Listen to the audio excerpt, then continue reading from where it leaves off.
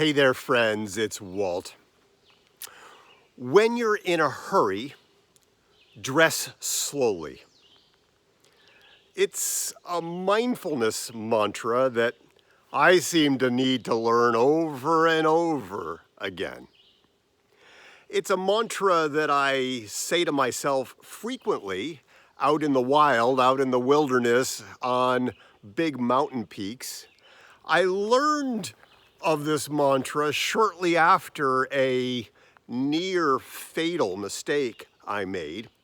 I was high on a sheer rock face on a ledge, and I had gotten there after many hours of climbing through the darkness into the dawn light, and it had begun to rain and then to sleet and then to turn to somewhat snow and ice, and we were getting our gear ready, our ropes to go on up this rock face, because that was the only way to complete this project, was to go up rather than to go down.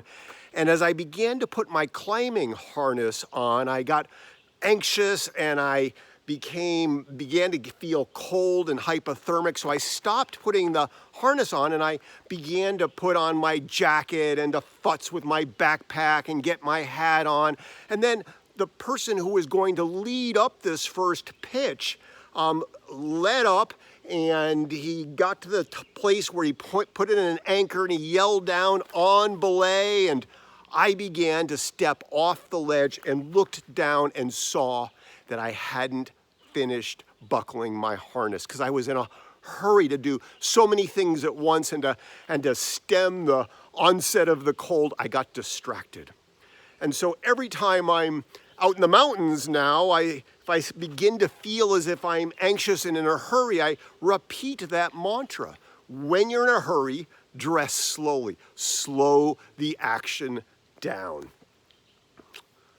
Last week, I was traveling back from Colorado to our home on the East Coast, and we had a very tight connection. In fact, going through Denver, they all seem to think there that a connection is 54 minutes. I don't think I've ever gone through Denver where the connection wasn't 54 minutes.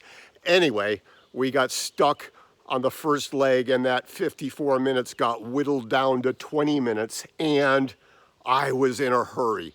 And we, of course, had the laptops and the tablets and the stuff in the seat pocket, and we were fairly close to the front of the airplane, but I began to feel that anxiousness. It was going to be, that connection was going to be the only flight home for the day, and so my anxiety began to ramp up, and off we went, and we ran from Terminal B to Terminal A, and we made it just in time. And oh God, that felt so good. I settled into the seat and took a deep breath. We were going to be home that night, and it felt so good, and the plane took off, and it was actually going to be less time than we thought to get home, and that was amazing. And then I realized that I had left my jacket with my wallet in the overhead compartment on the plane we had rushed from. And if I had simply slowed the action down for a moment and been more mindful and intentional before darting off, the cost of that may have been 15 seconds or 30 seconds just to slow the action down. I would have saved a lot of stress and heartache in the aftermath. Yes, the happy end of the story is that we were able to trace it, and it's gonna come back to us, and all is good. But think of all of that stuff, the credit cards and the driver's license and the healthcare cards and all of that stuff that would have to be replaced. Doesn't have to be. And if I had slowed the action down, everything would have been better.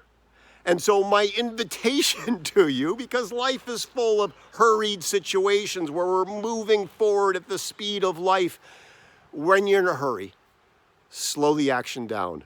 When you're in a hurry, dress slowly. Make it a great rest of the day, great rest of the week.